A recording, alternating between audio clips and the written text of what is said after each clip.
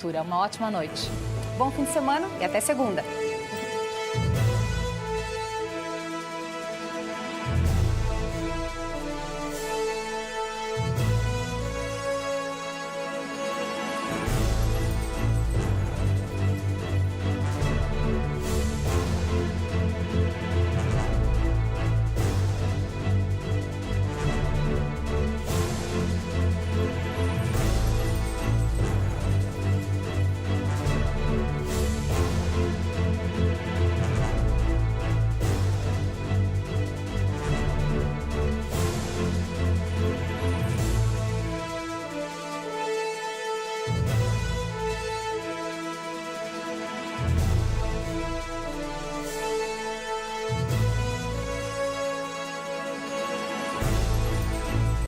Jornal da Cultura. Apoio Bradesco. Experimente o futuro hoje.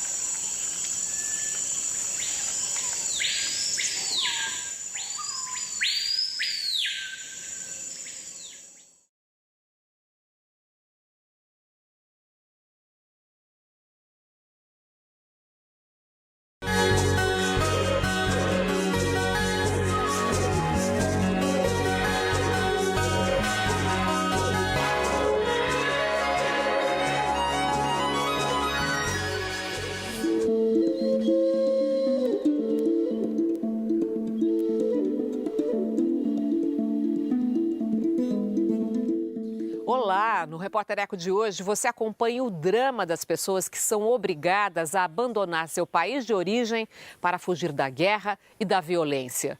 Conheça também a importância dos rios voadores da Amazônia. E ainda os seres humanos comprometem cada vez mais a capacidade da Terra de se regenerar.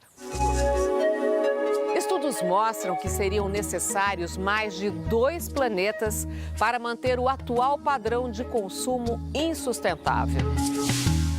Cientistas explicam que preservar a maior floresta tropical do mundo garante as chuvas às regiões sul, sudeste e centro-oeste do país.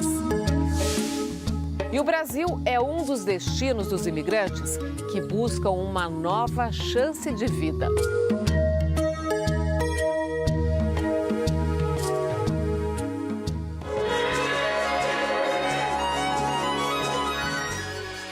A chamada pegada ecológica mede a quantidade de recursos naturais necessária para manter o nosso estilo de vida. A partir desse dado, a ONG internacional Global Footprint Network calcula o dia da sobrecarga da Terra. A conclusão é que a humanidade esgota cada vez mais cedo os recursos que o planeta é capaz de regenerar em 1 ano.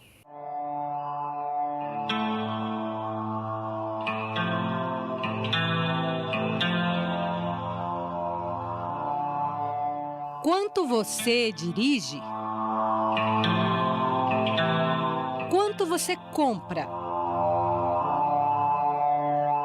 O que você come? Tudo isso faz diferença no cálculo da sua pegada ecológica, que contabiliza quanto recurso natural é usado para as necessidades de uma pessoa ou de uma população. A gente está utilizando a terra para produzir os produtos agrícolas, a gente está retirando minerais, a gente está explorando os pescados dos oceanos, os pescados dos rios. Então, quando a gente olha tudo que a gente consome, antes daquele produto chegar na nossa casa, a gente utilizou a terra, o ar, as águas, tudo que está ao nosso redor. É essa conta que não está fechando. A conta é feita pela Global Footprint Network, organização internacional responsável pelo cálculo também do dia da sobrecarga da Terra.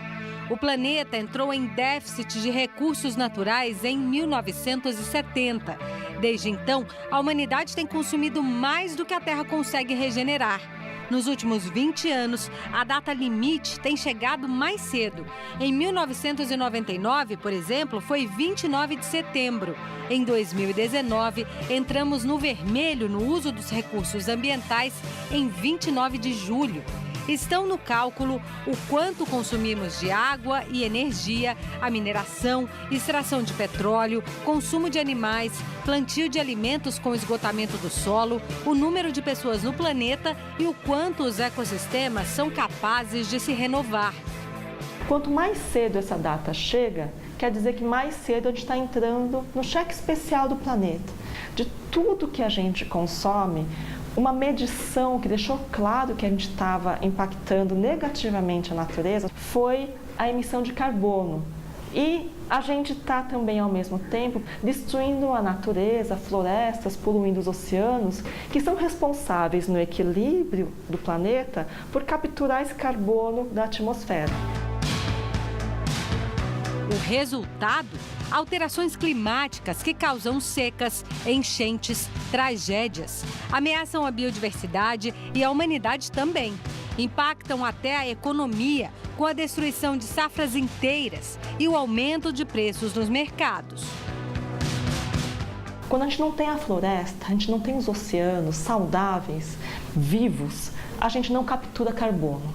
E esse desequilíbrio do carbono no meio ambiente faz com que haja essa instabilidade climática. Diminuir o consumo, aumentar a consciência na hora das compras, faz toda a diferença para a saúde do bolso e do planeta. Isso vale na escolha das roupas. Você preserva os recursos ambientais quando opta por peças duráveis, feitas com tecidos naturais e até na cozinha. Quando você investe em alimentos orgânicos, produzidos sem agrotóxicos. Economizar água e luz, usar transporte público, reciclar o lixo, trocar o copo plástico por uma caneca, a água engarrafada pelo filtro, não comprar por impulso. Cada mudança de hábito conta para saldar nossa dívida com a natureza. Adianta só nós, pessoas, nas nossas famílias e comunidades, agirmos? Adianta sim. A água e a energia economizadas em casa passam para a gente uma mensagem de consciência que é essencial. O consumo coletivo em excesso representa a nossa participação nessa grande necessidade de recursos naturais. Pequenas ações como essa no nosso dia a dia são essenciais para que a gente diminua a pegada de cada um de nós.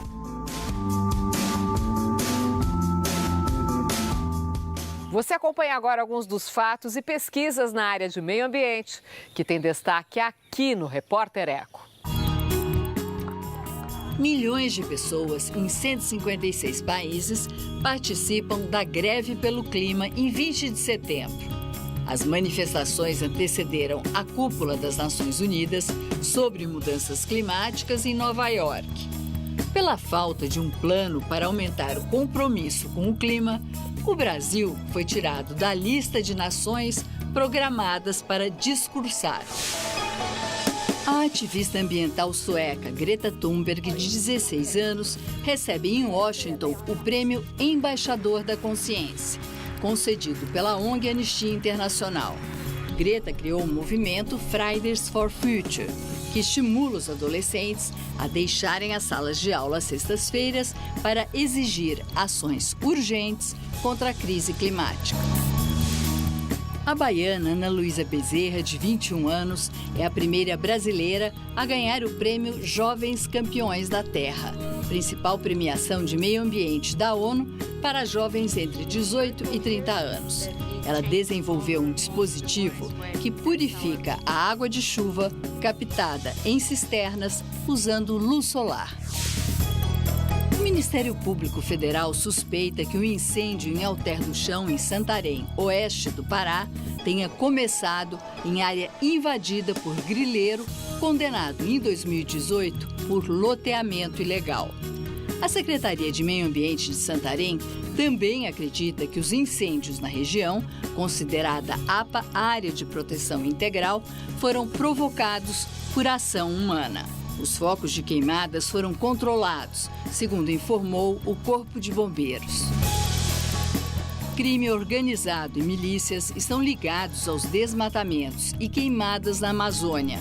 É o que indica um relatório da ONG Human Rights Watch. A Organização Internacional de Direitos Humanos cita a máfia dos ipês que desmata, queima e toma posse da terra para a criação de gado. Os criminosos ameaçam servidores públicos, indígenas, policiais e agricultores que tentam denunciar os crimes.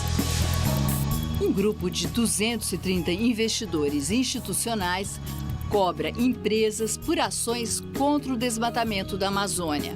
No documento divulgado pela ONG Ceres, com sede nos Estados Unidos, eles afirmam que estão preocupados com os impactos financeiros que a destruição da floresta pode causar nas companhias em que investem. O Ministério da Agricultura autoriza mais 63 agrotóxicos, sendo 7 novos. O total de registros em 2019 chega a 325. Para ambientalistas, a aceleração do ritmo de aprovação dos pesticidas é uma forma do governo federal colocar em prática itens do polêmico projeto conhecido como Pacote do Veneno, que ainda está em discussão na Câmara dos Deputados. E aguarde, porque tem mais. O drama das pessoas que se deslocam pelo mundo para fugir da guerra em busca de paz e esperança de vida. E a seguir, os cientistas alertam que a destruição da Amazônia pode colocar em risco os rios voadores, que levam as chuvas para o sul, sudeste e centro-oeste. O Repórter Eco volta logo mais.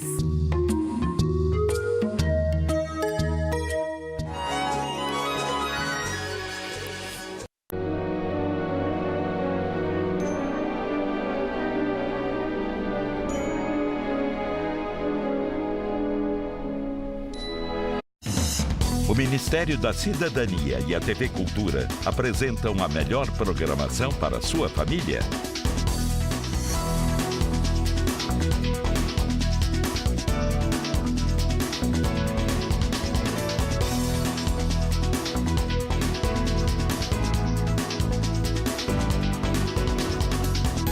Formação, compromisso e qualidade com estímulo da Lei de Incentivo à Cultura e o patrocínio das grandes marcas.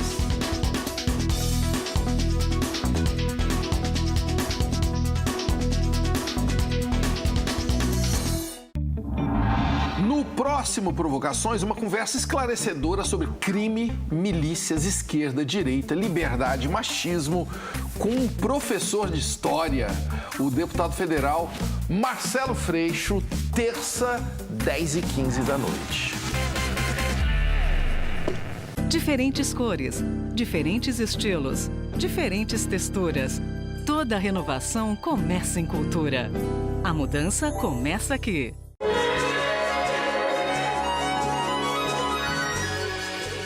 As chuvas no sul, sudeste e centro-oeste do Brasil dependem muito da Amazônia preservada.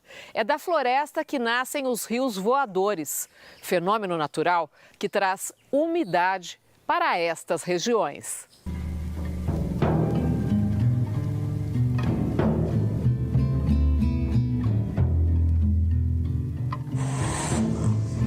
Outback na Austrália, Kalahari na África e Atacama no Chile. O que estes desertos têm em comum além do clima árido? Um olhar mais atento ao mapa mundi nos revela que todos eles estão numa mesma faixa de latitude. Então, o que há de diferente na área entre a Cordilheira dos Andes e o Oceano Atlântico, onde ficam as regiões centro-oeste, sudeste e sul do Brasil? Aqui, nessa região de São Paulo, deveria ser um deserto, porque é na mesma latitude de outros desertos. Não é. Por que não é? Por conta da Amazônia, que produz os rios voadores, e da Cordilheira dos Andes. Antônio Antônio Nobre, pesquisador do INPE, Instituto Nacional de Pesquisas Espaciais, é um estudioso do fenômeno natural conhecido como rios voadores.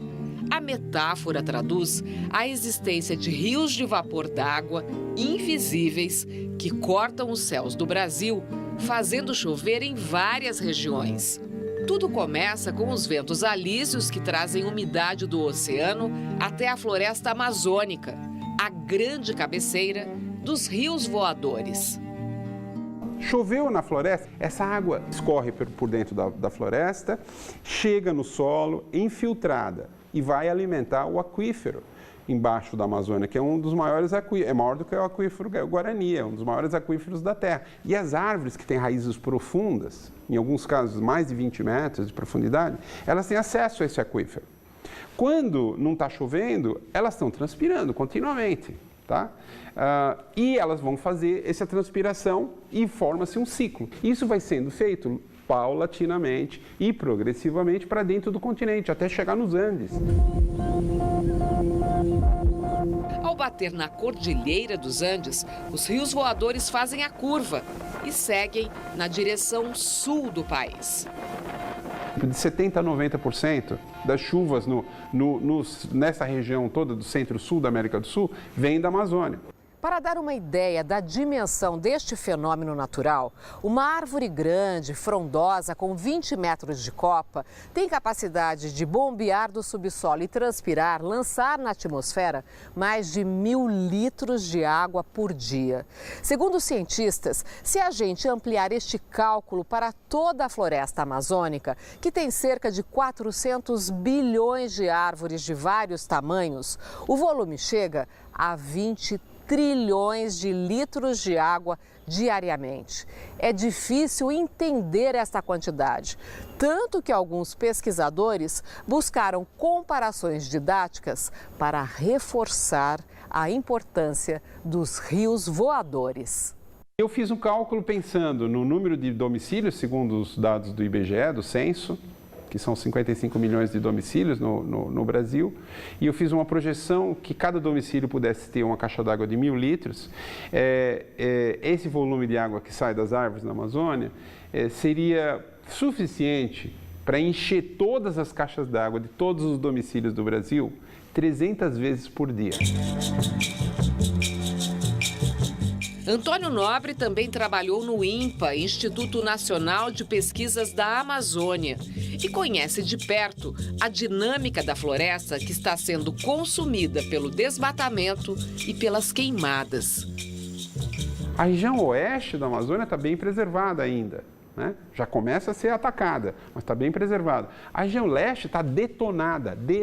Tem áreas lá que não sobrou nem 10% da vegetação original. E isso a gente está vendo nos dados climáticos. Está mudando o clima. Por exemplo, na região que a gente chama do arco do desmatamento, do arco do fogo, você tem nessa região, todo ano, a estação seca fica maior. Tá? A chuva vem mais tarde. Antes começava lá, antes de ter, vamos falar assim, 40 anos atrás, em setembro já estava chovendo. Hoje, às vezes entra novembro e ainda não começou a chover. A fumaça das queimadas na floresta também pega carona na correnteza dos rios voadores. Em agosto de 2019, este fenômeno foi tão intenso que chamou a atenção na região metropolitana de São Paulo. Pesquisadores do Instituto de Pesquisas Energéticas e Nucleares foram os primeiros a registrar a chegada da pluma de fuligem que fez o dia virar noite na maior metrópole brasileira. Teve um conjunto de eventos que permitiu que isso ocorresse. Primeiro veio uma quantidade de umidade muito grande vindo do sul na frente fria. Veio uma quantidade significativa de material particulado vindo do noroeste. Eles se encontraram, aumentou a quantidade de nuvens, que fez com que tivesse uma cobertura muito grande e em São Paulo ficasse escuro, noite, né? Não é só ficar de noite, a eclipse da fumaça. O simbolismo é, estamos escurecendo os nossos horizontes. A destruição da floresta ocorre todo ano e ocorre há 50 anos. Mas essa destruição vai chegar a um ponto que ela vai passar o limiar, a partir do qual a gente vai perder a floresta amazônica e vamos perder o sistema hidrológico da América do Sul.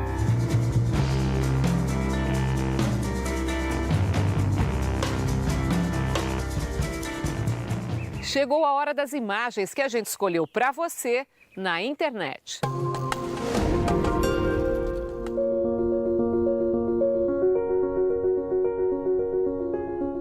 O lugar mais remoto da Terra. O Ponto Nemo fica distante de qualquer continente ou ilha do planeta. Nemo significa nada em latim e é o nome do personagem principal das 20.000 Léguas Submarinas, obra clássica de Júlio Verne. Na verdade, é um ponto no meio do Oceano Pacífico, indicado apenas por uma boia marítima. A determinação exata foi feita em 1992 por um engenheiro croata-canadense que usou um programa geoespacial. O local, com terra firme mais perto, fica a mais de 2.000 quilômetros. Os seres humanos mais próximos dali são os astronautas da Estação Espacial Internacional, em órbita terrestre a 416 quilômetros acima do nível do mar. Alguns navegadores passam pela região, especialmente durante a regata mais antiga do mundo, que acontece a cada 3 anos.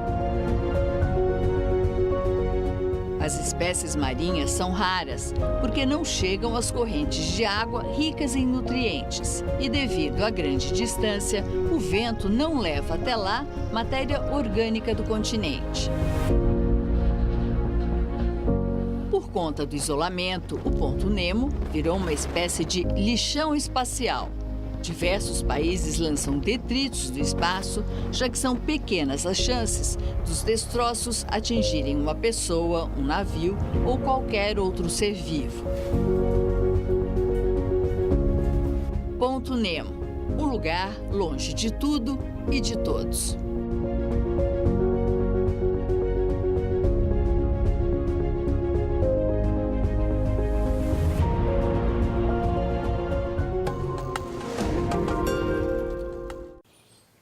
E você vai ver a seguir. O Brasil é um dos destinos de imigrantes que deixam sua terra natal em busca de uma vida melhor. O Repórter Eco volta já.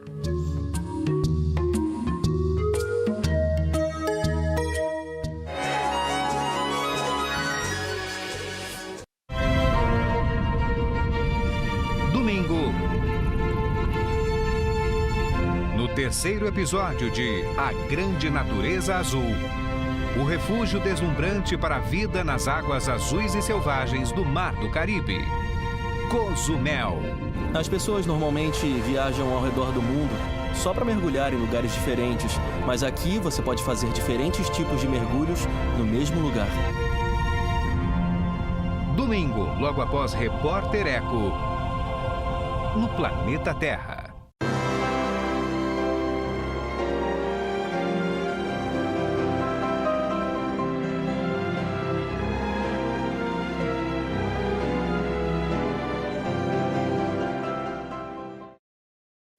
Segunda no Roda Viva, o chefe de cozinha Jefferson Rueda, uma das atrações do SP Gastronomia. Rueda é proprietário da Casa do Porco, único restaurante brasileiro entre os 50 melhores do mundo. Com cardápio inovador, a casa lançou um novo olhar sobre a proteína animal mais consumida do planeta. Segunda, logo após Jornal da Cultura.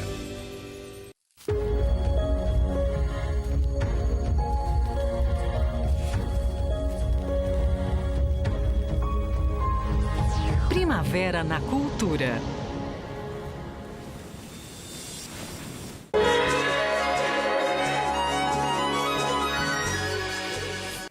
Cresce o número de pessoas que deixam sua terra natal para fugir das guerras e da violência. E com a crise climática, a situação deve piorar. O Brasil é um dos destinos de imigrantes que se deslocam pelo mundo em busca de uma vida melhor.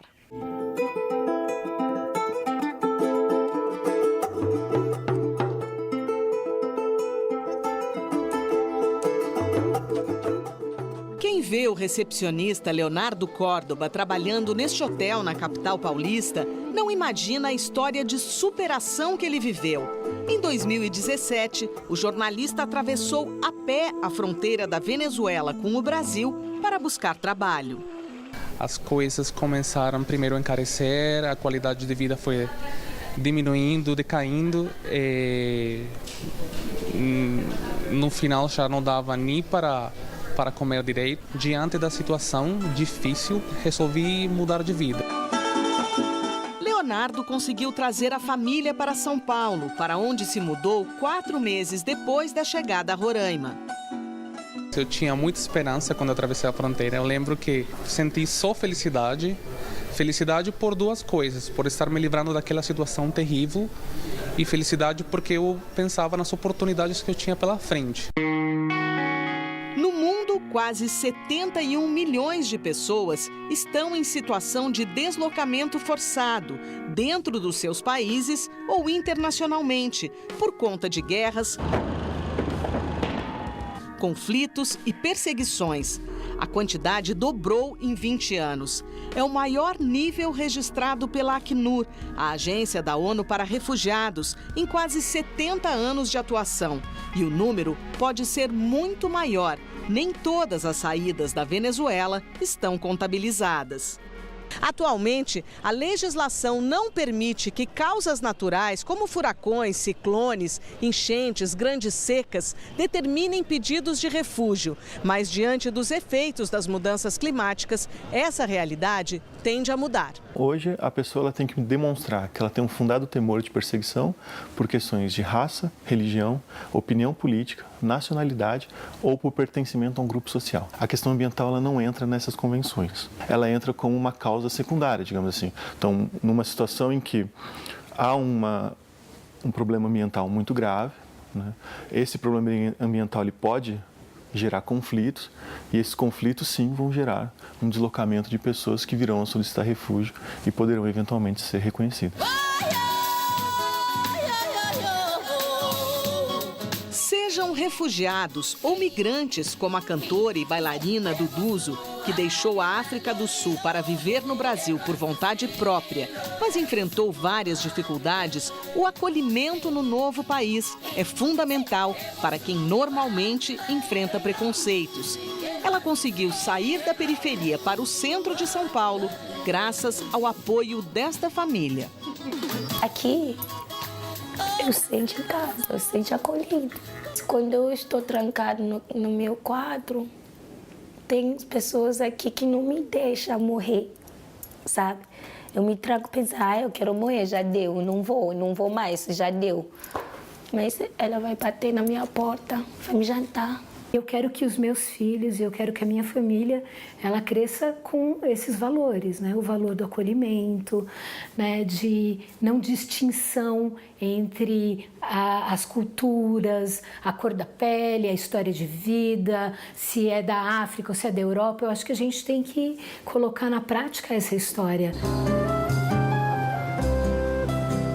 O Centro de Integração de Cidadania do Imigrante, do Governo de São Paulo, oferece serviços aos refugiados e também aos brasileiros para promover essa integração.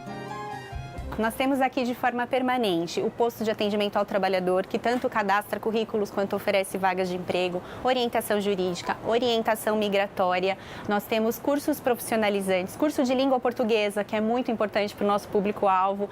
Então, a ideia é que ele tenha aqui um atendimento completo para as necessidades que ele precisa. A Secretaria Estadual de Justiça e Cidadania, responsável pelo centro, lançou a campanha Imigrante, São Paulo te acolhe, mostrando que temos os mesmos sonhos e podemos conviver em harmonia. Eu sonhava ser cozinheira. Quando a gente conhece a necessidade do outro, quando a gente tem a oportunidade de conviver com o outro, a gente aprende a respeitar melhor. Isso agrega muito para você entender o tamanho do planeta, né? Como o mundo é grande, por um lado, e também de que nós estamos sempre em construção dessa vida. Meu lugar é aqui no Brasil.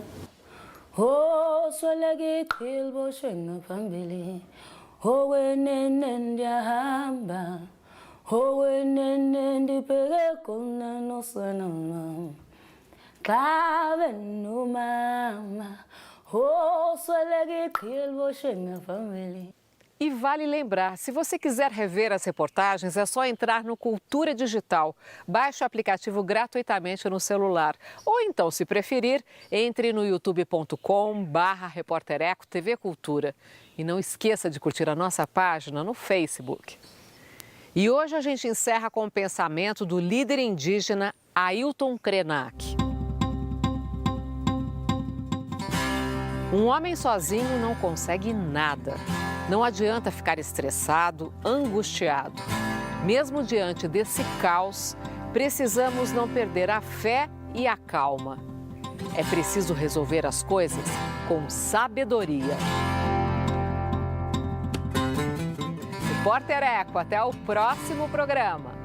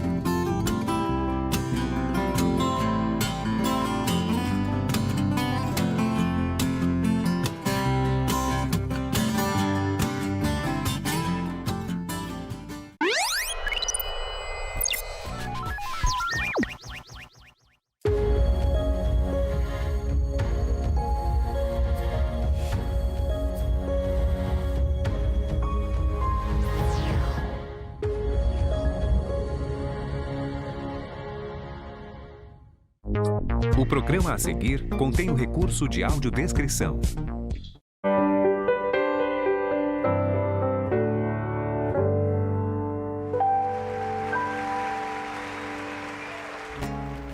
Ele foi um dos maiores cômicos do nosso cinema.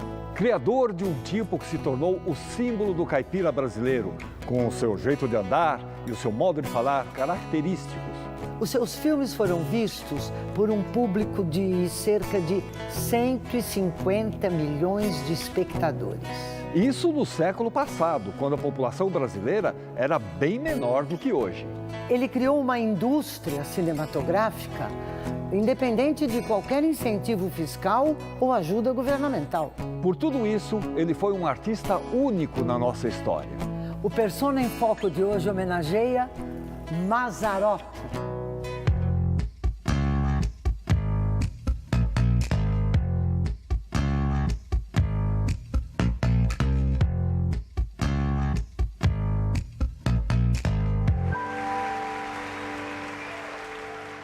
Aí vem o rei do volante, Mazzaropi, na mais humana das comédias, chofer de praça.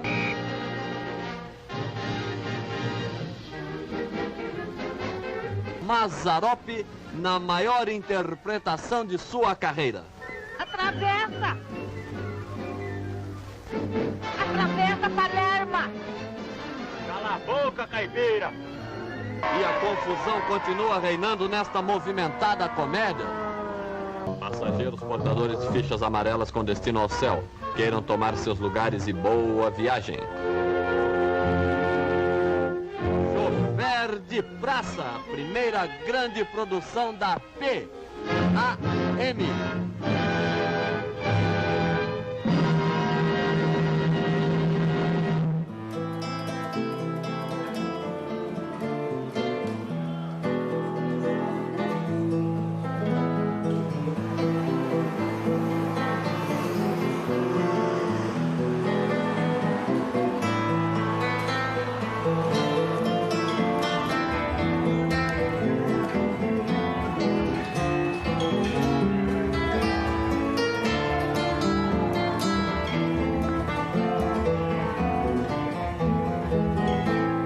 Mas aqui nasceu Mazzaropi?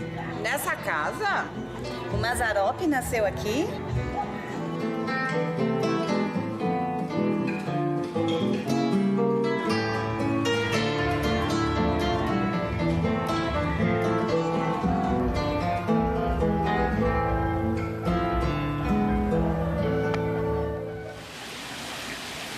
Ele nasceu em São Paulo, né? Nasceu em São Paulo e ele começa ali os primeiros passos dele, né? De brincar com a vizinhança e tal, até que os pais são, por conta da crise, né? O seu Bernardo vai para Taubaté, que ele começa a trabalhar, né? Na CTI. Sobressai no Parque Industrial de Taubaté a Companhia Taubaté Industrial, tradicional fabricante do Morim Ave Maria e do Cretone Lençol Canário. Ele me contou que havia tempos que era pelo muro que dividia as casas com a outra pessoa, ele dizia para a vizinha: a senhora pode me emprestar um ovo até amanhã? Eles chegaram a esse ponto, emprestar ovo. Então frita um ovo. E fritar ovo o quê? Ela ainda não botou hoje? Não botou, mas vai botar. O que ela tá fazendo aí? Se ela não botar por bem, ela bota na marra. Vamos ver, ó. Sorta o meu aí. Vamos? Sorta. Vamos. Esse perdeu. Sorta outro. Vamos. Sorta outro. Sorta outro. Muito bem, vamos. Esse aproveitei. Botou ou não botou?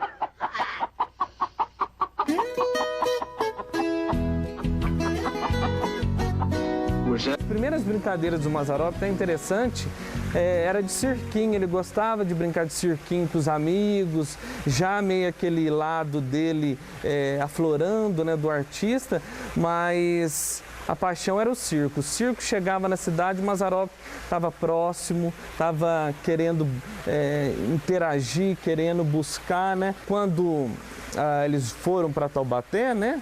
E por conta do trabalho do pai, a mãe cuidava do Mazzaropi, né? E a mãe também resolveu ser uma tecelã lá da CTI.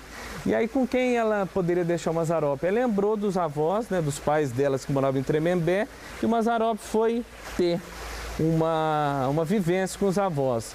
E ele chegou lá e encontrou esse tipão, roceiro, matuto, que era o avô, né, que tinha descendência portuguesa, João José Ferreira, e com ele vai observando esse avô, que tocava moda de viola, que dançava cana verde, que contava causos, tal. Então eu percebo que o estilo caipira, o primeiro que chamou a atenção de Mazzaropi foi esse avô, aquela calça um pouquinho de pular brejo. Então essas referências o Mazzaropi foi colecionando.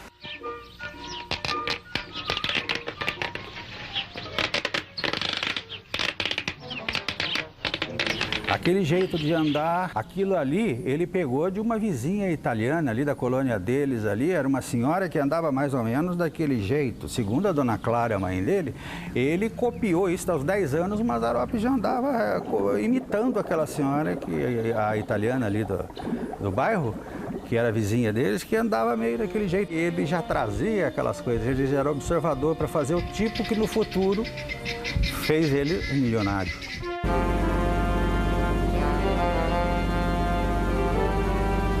O circo foi o grande berço artístico do Mazzaropi. Tanto que ele chegava um circo ali no Largo Santa Cruz, ele já corria para inteirar da trupe, quem era, tal, queria saber quem que era o artista principal e tal, se ele podia ser útil para vender pirulitos.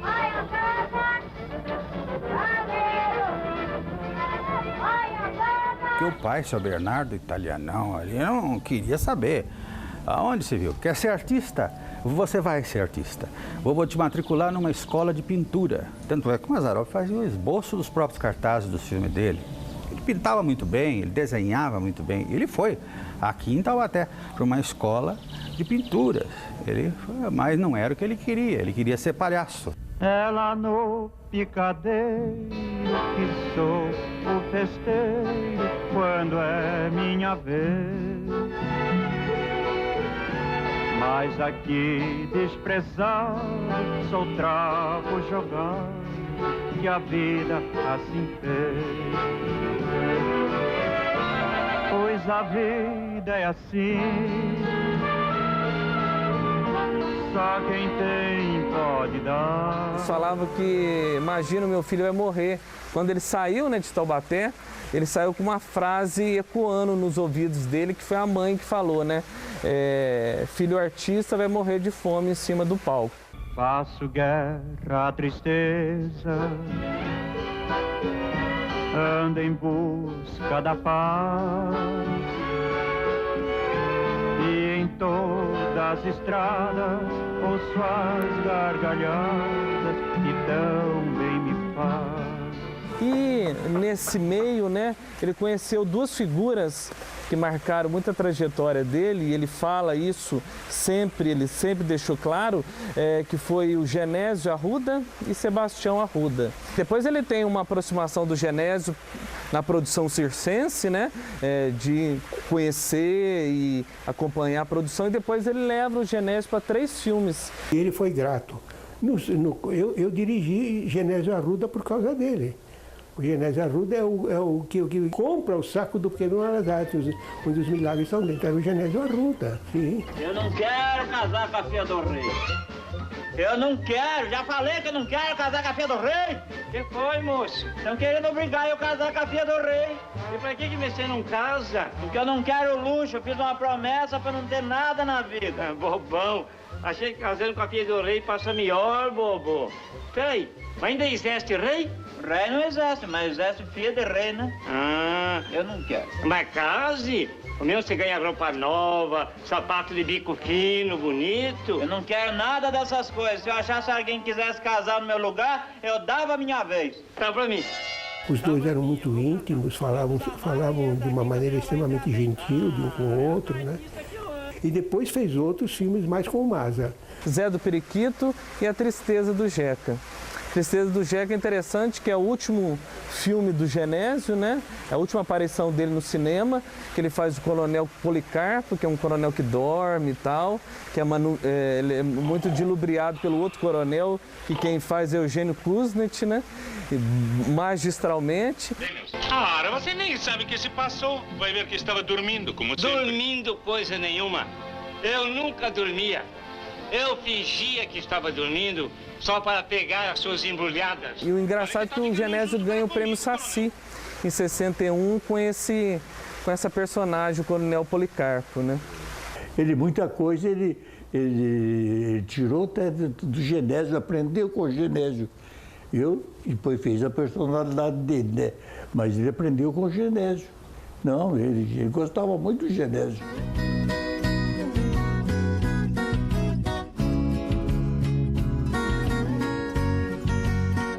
Quando ele tinha 14 anos, desembarca no Largo Santa Cruz o Circo La Paz. Ele vai lá, vê aquele cirquinho mambembe, precisando de ajuda, procura a Dona Rosa, que era a proprietária. A Dona Rosa fala que está precisando de gente, ele entra para ajudar, para pintar cenários e tal. Ele mostra tudo que ele tinha trazido e acumulado até então. Aquele monólogo que ele sempre declamava, que chamava Chico, né? Que era um monólogo que ele tinha pescado lá de um livro antigo, chamado Lira Teatral.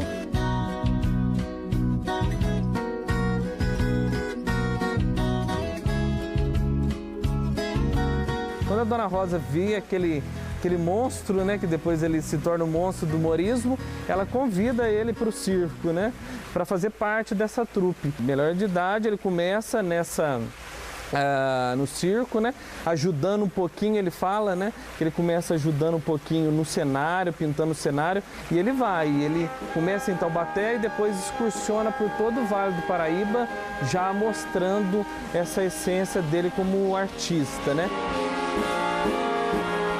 E nessa primeira temporada que ele faz pelo Vale do Paraíba, ele vai construindo um nome, né? Esse nome Mazzaropi, né? Que muitos brincavam. Imagina um caipira com nome italiano, e ele fala, não, eu vou pro interior e vou voltar a Mazzaropi, e vocês vão ver a força que vai ter esse nome do caipira, né?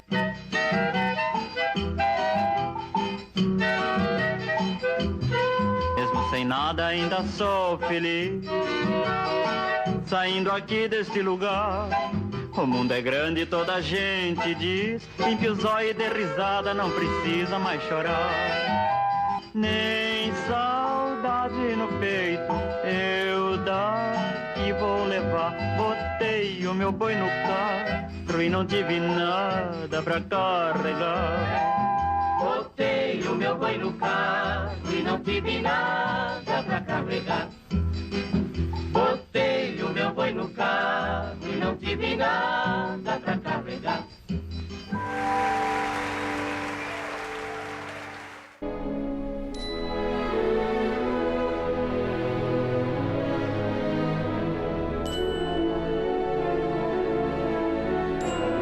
Descubra você também o novo momento da Volkswagen no Brasil. E aproveite para colocar mais inovação também nos seus momentos. T-Cross automático a partir de R$ 86.390, com taxa zero e as 3 primeiras revisões grátis. Fazer parte da nova Volkswagen vale. No próximo Provocações, uma conversa esclarecedora sobre crime, milícias, esquerda, direita, liberdade, machismo, com um professor de história, o deputado federal Marcelo Freixo, terça, 10h15 da noite.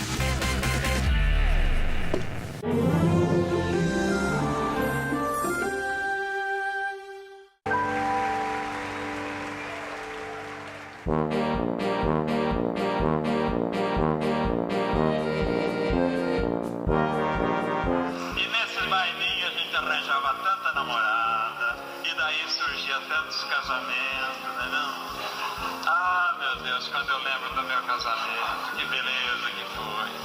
Como era bonita a minha mulher. Era, né?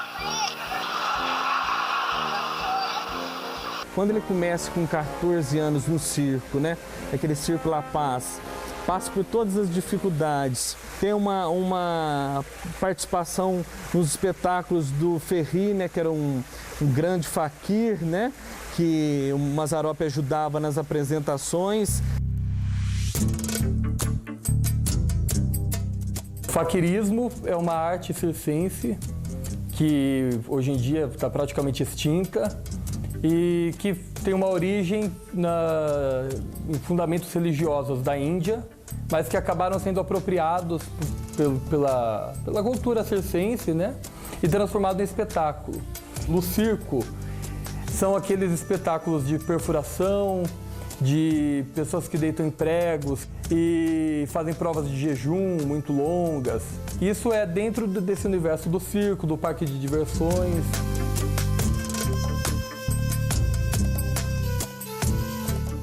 O faquirismo foi muito popular no Brasil entre os anos 20 até os anos 50.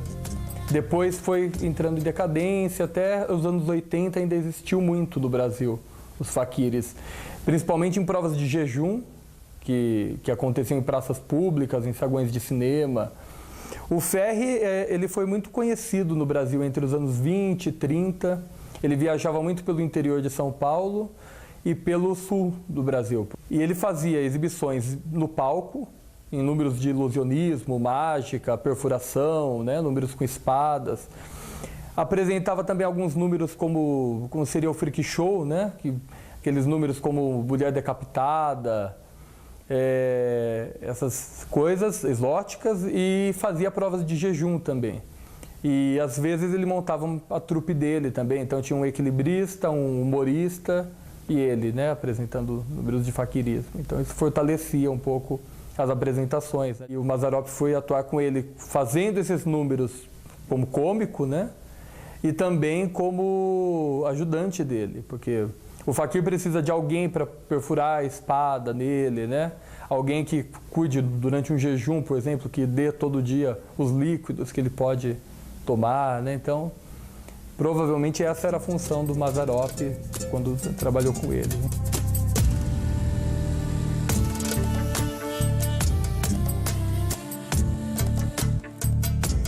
Depois dessa primeira passagem do Mazzaropi pelo circo, né? Ele conta uma história que na cidade de Passa Quatro, em Minas, ele dá um show, né? Ele contando anedotas, um pouquinho de humor, participando de pequenas peças. E depois, quando ele está no camarim, chega um advogado e fala para ele assim: Mazzaropi, você é um promissor, sua carreira é São Paulo, Rio de Janeiro, não sei que você está perdendo tempo no circo. Isso aqui é muito pouco para você. E aquilo fica na mente do Mazzaropi, até que na próxima cidade que eles vão, né, quem está em Andu, também em Minas, Mazzaropi resolve abandonar o Circo La Paz e voltar para Taubaté.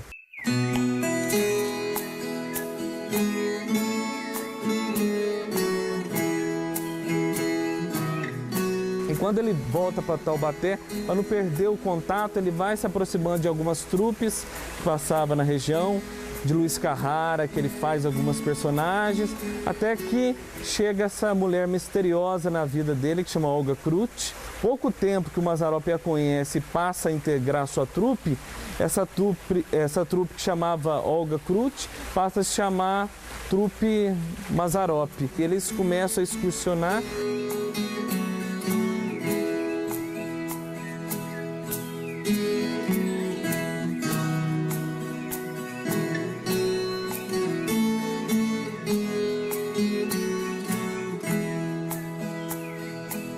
Até que essa Olga some da vida do Mazzaropi de uma forma abrupta. Muitos disseram que eles tiveram um romance, mas nunca foi muito... O Mazzaropi nunca discutiu muito isso. Mas ela teve uma influência na vida dele enquanto empreendedor, né? Eu acho que ela que deu esse empurrão no Mazzaropi como empreendedor, e depois a gente vê esse olhar, esse tino comercial do Mazzaropi por toda a sua carreira. Aí bateu a saudade da mãe, da Dona Clara, e ele voltou para Taubaté. Mas está claro que o seu Bernardo também recebeu ele muito bem, família, filho. Nessa década, né, 35, na década de 30, a gente já vê ali em Jundiaí passando algumas figuras com pavilhão. E Mazzaropi, vendo a dificuldade, né, da sua trupe Mazzaropi, de encontrar lugares para apresentação, principalmente no cine-teatro, né? Então o Mazzaropi resolve criar esse pavilhão, né? No começo era só zinco, era folhas de zinco, as tábuas de madeira, que eram as arquibancadas, e era arena mesmo, que ali embaixo ele dava o espetáculo. O picadeiro dele era no chão. Depois, posteriormente, quando ele vai para São Paulo, que há necessidade do telhado de zinco, que ele coloca o telhado de zinco no seu pavilhão. E Mazzaropi tem seu primeiro pavilhão em Jundiaí. E ele estreia no final da década de 30, e o mais engraçado é que ele não estreia com uma comédia, mas sim com um drama, chamado Divino Perfume, que ele faz o Luciano, um galã.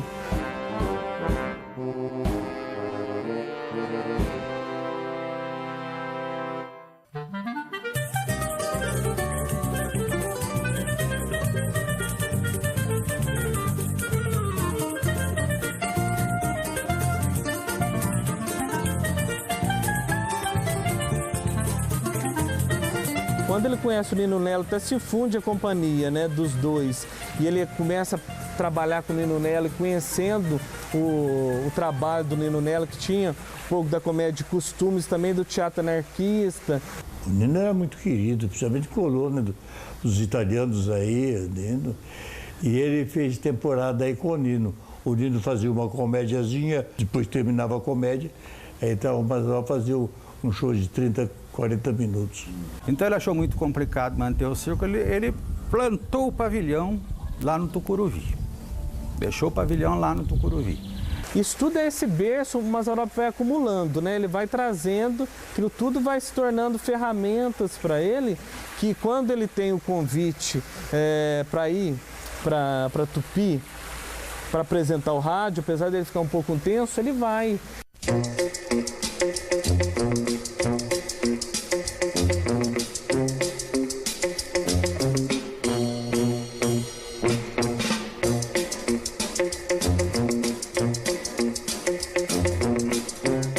Rádio Tupi, ele já fazia o programa dele lá, contava umas anedotas, cantava, ele gostava muito de cantar, e cantava até bem, né?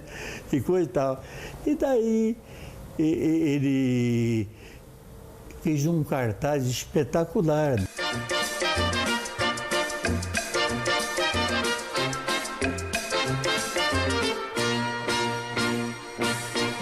E ele já estava ganhando bastante dinheiro. Foi quando ele comprou a casa dele no bairro do Itaim, São Paulo. E no momento que começou a entrar dinheiro, ele me contou, ele disse, eu não tinha percebido, num certo momento, a minha mãe, ele sempre viveu com a mãe dele. A minha mãe disse, Amácio, nunca chamou de Massa, né? a gente tem muito dinheiro agora. Ele comprou a casa onde que ele foi. Não sei se ele remodelou. Era uma casa muito bem disposta. Ele também trajava assim, discretamente, mas a gente sabia que o sapato era couro alemão e tudo mais. A roupa que ele comprava era inglesa, por aí afora. Ele vivia muito bem, mas discretamente. A mãe já estava com alguma idade, ele já tinha uma pessoa que era um cozinheiro. Ele teve dinheiro, não é que ele vivia na abundância, ele vivia discretamente, sem faltar nada, mas também sem nenhum luxo.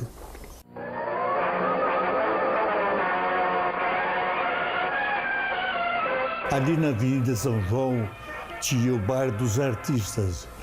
E nesse Bar dos Artistas, exatamente lá com o Paissandu, e ali, numa das vezes, o Mazzaropi me procura lá. João, eu estou te procurando pelo seguinte, eu assisti você esta semana lá em Taubaté, gostei muito de você no palco e tal, e daí surgiu essa amizade. Foi daí. 2 anos depois, veio a televisão, aí ele deixou um recado. Eu ir lá no Cine Broadway, que ele estava esperando, que precisava falar comigo. Cheguei lá, Mazza, por que é? João, o caso aqui é o seguinte, a televisão vai inaugurar e eu fui convidado para fazer um programa.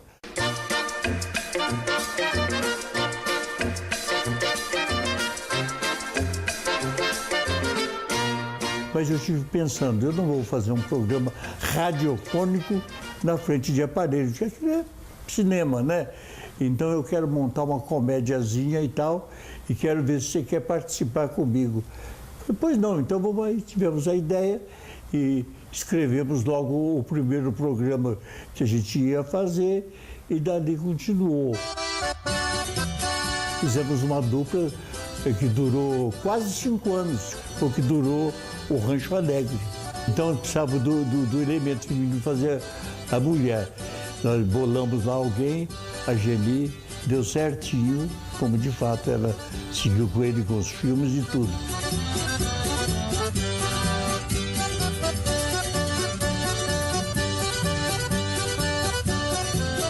É, a Rádio Atriz, tiramos ela da Tupi, ficamos o trio ali.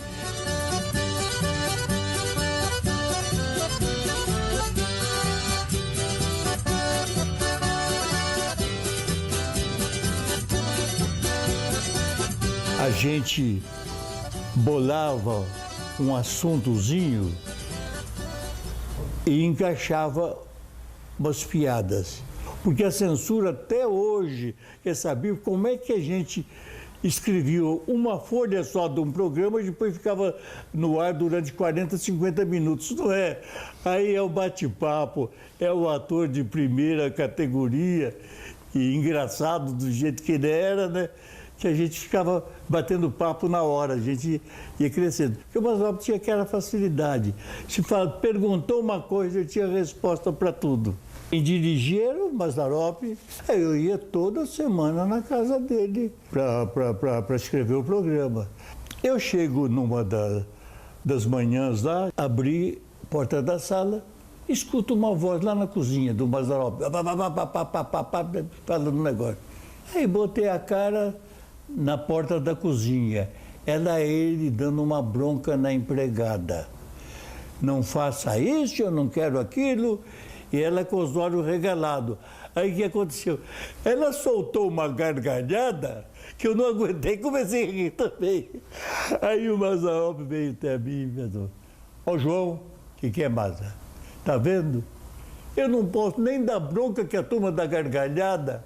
Aí eu disse para ele, agradeça aquele lá em cima que te fez engraçado. Deixei de ser um qualquer, já não como mais angu. Hoje sou um coronel, não sou mais jacatatu. Aqui hoje tem fartura, tá sobrando até feijão. Bebo leite sem mistura, como carne e requeijão. Se alguma coisa não presta, isso não vou discutir. Pra mim o azar é festa, o que eu quero é divertir.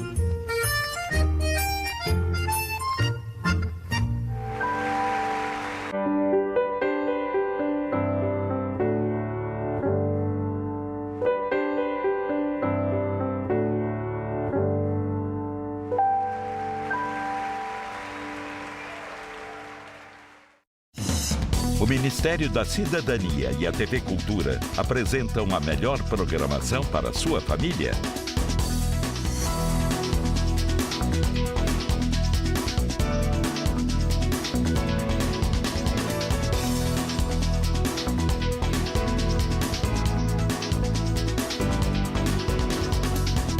Formação, compromisso e qualidade com estímulo da Lei de Incentivo à Cultura e o patrocínio das grandes marcas.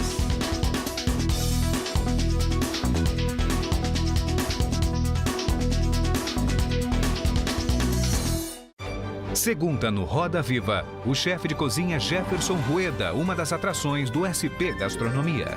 Rueda é proprietário da Casa do Porco, único restaurante brasileiro entre os 50 melhores do mundo. Com cardápio inovador, a casa lançou um novo olhar sobre a proteína animal mais consumida do planeta. Segunda, logo após Jornal da Cultura. Diferentes cores, diferentes estilos, diferentes texturas. Toda renovação começa em cultura. A mudança começa aqui.